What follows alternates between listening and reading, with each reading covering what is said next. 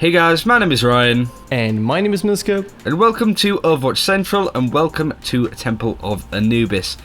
A pretty difficult map, probably not many people's favourites. It is pretty tricky.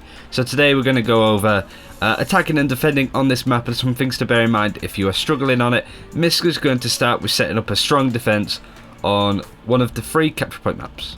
Yeah, so basically Assault and Capture Point aren't really liked by a lot of the pro players in a lot of tournaments. People don't really like these maps a lot because they can swing a lot basically. Some people would almost describe it as random. But yeah, let's just get into it and talk about defending on this map. To begin with, this area up here, it's very tempting to put like a Widowmaker up here to snipe from spawn and so on. And sure, it might be annoying as an attacker to be picked off straight away, but you really don't lose much at all. You literally just lose like about 12 seconds. That's it. And if that means that your Widowmaker gets picked off right after she's got a 1 kill, that means that she's gonna have to run all the way from spawn over there, because there's no way there's gonna be a teleporter up in the first like 30 seconds, right?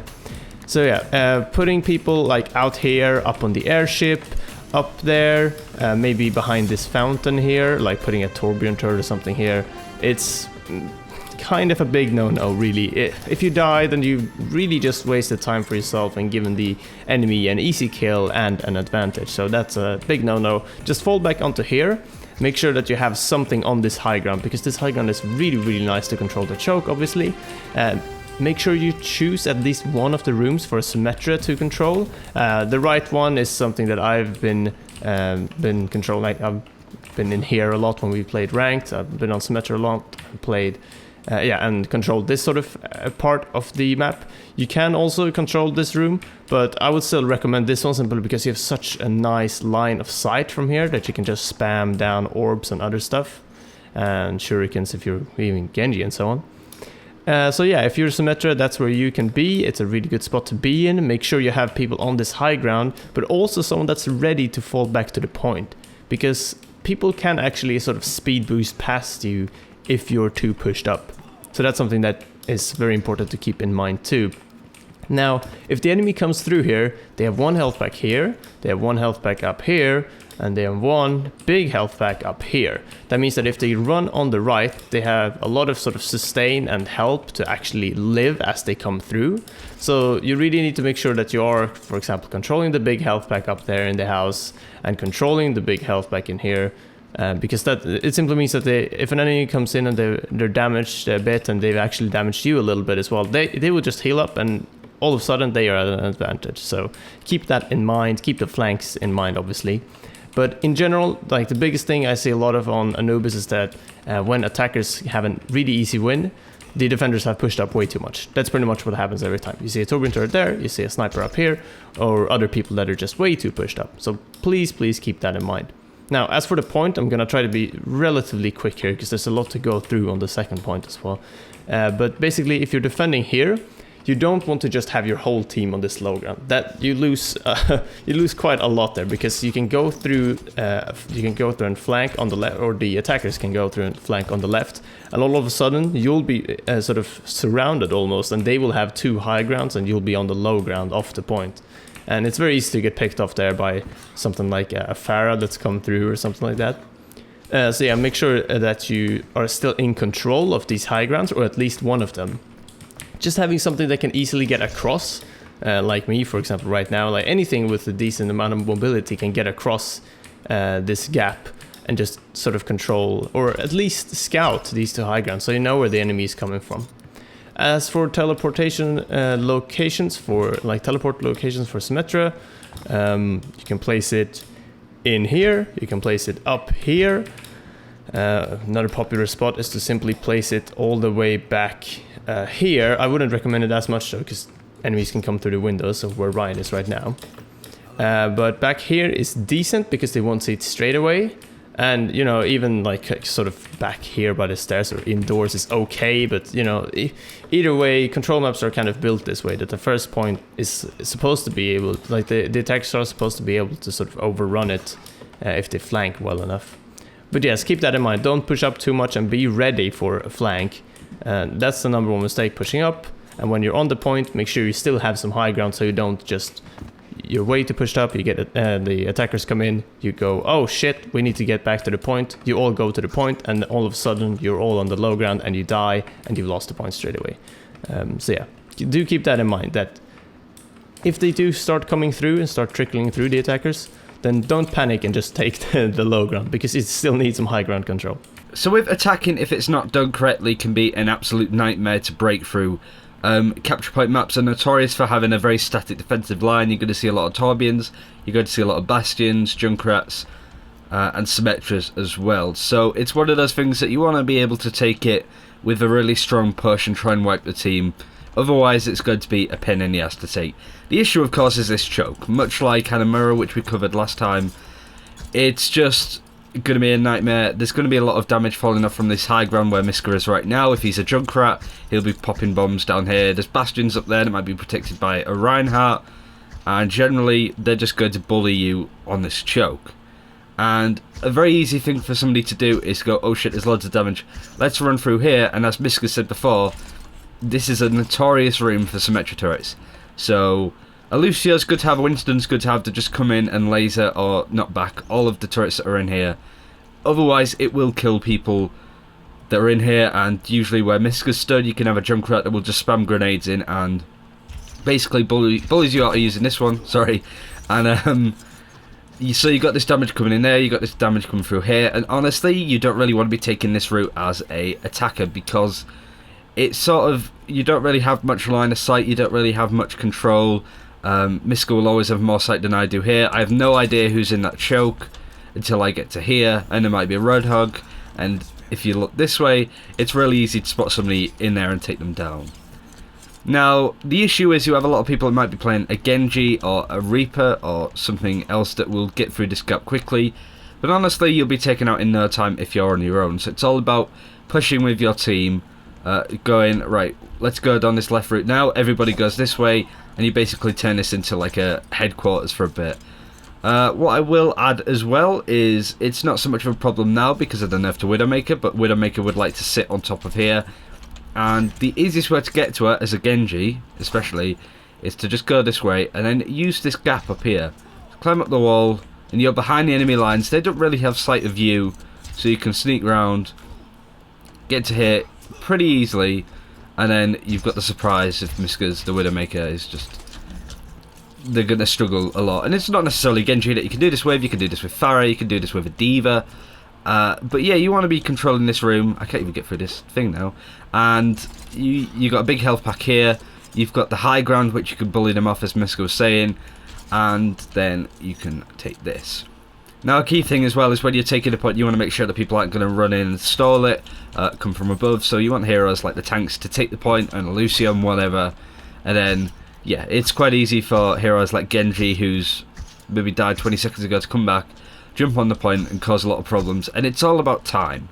So even though you may take the point, if they waste a minute of your time, it makes taking the final point a lot more stressful. But yeah, generally it's all about communication and formulating a plan. I do get it, it's stressful, we have times where we find it impossible to break on here. There is no certain strategy that works every single time, it's just about moving as a team, looking after one another, and most importantly, just clearing everything out.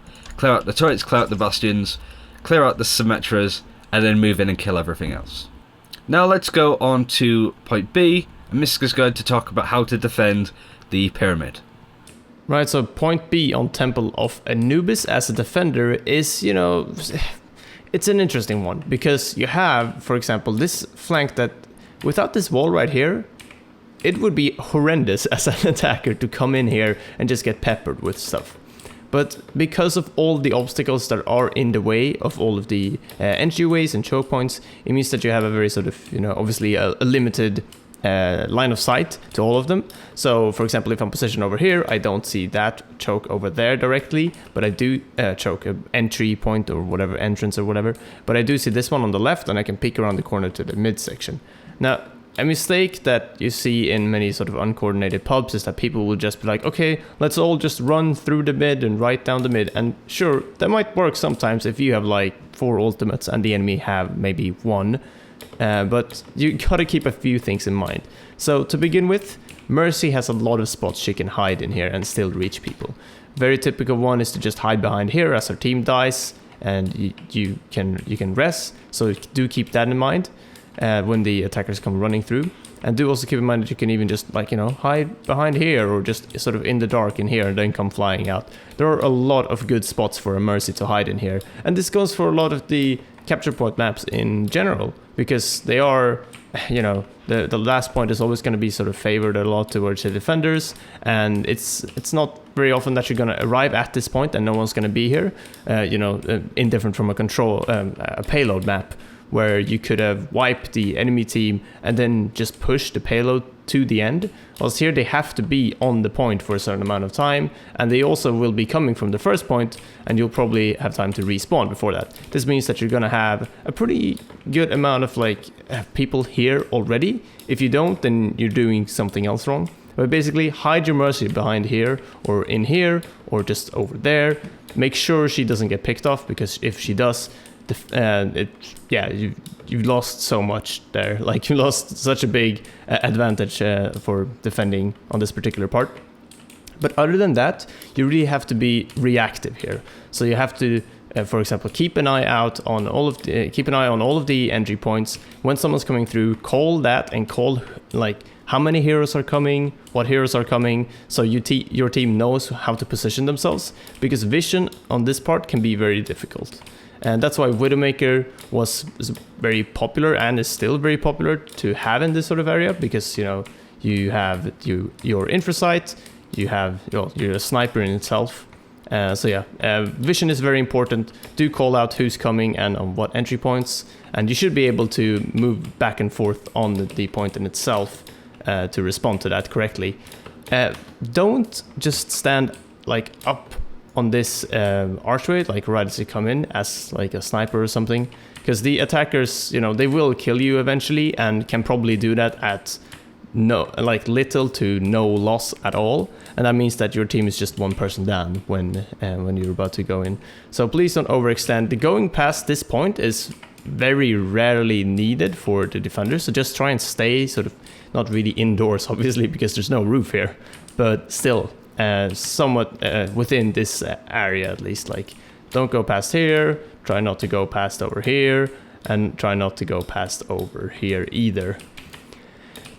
This is another thing to keep in mind, the underneath bit here. This is a place where, for example, a Mercy on attack could be in, or similar, which means that, if you wipe the attackers and the Mercy is down there, she can rest everyone.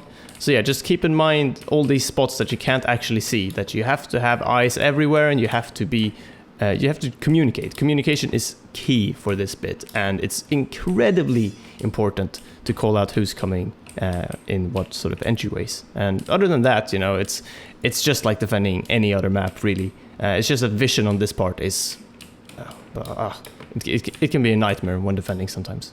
Okay, so now we are going to attack this point. It's quite easy to, if you keep running in and wiping, to take the same approach. Like, for example, just going down the center every single time, dying, you res, you do it again, especially when you're solo queuing.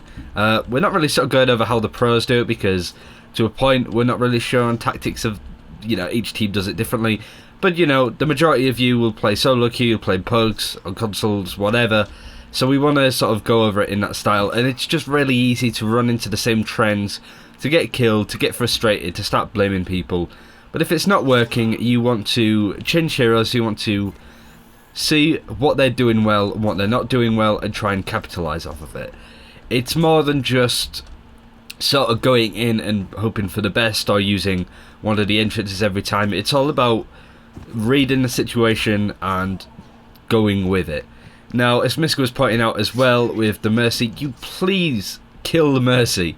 The amount of times that we've been on attack that wiped the team and then they're suddenly been res back is insurmountable, and it's incredibly frustrating because, it's a fairly easy target to kill if you can sort of chase her, as most heroes can take out a Mercy.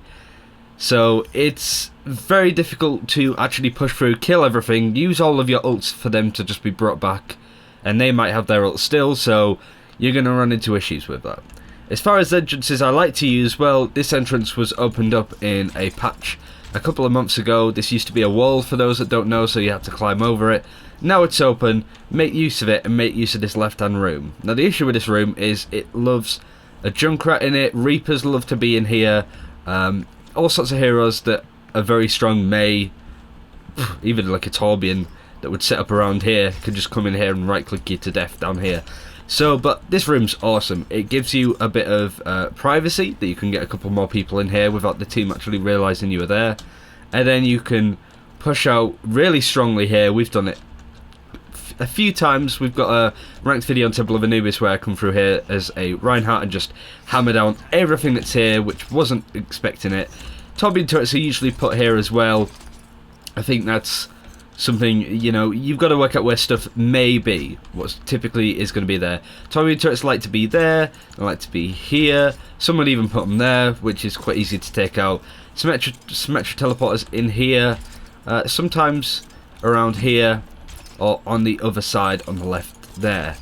At that point I think you'd want to give a Symmetra up if you're on defense, but it's really up to you. There's lots of things you can send your turret, but having a Lucio as well would help, but that's for defending.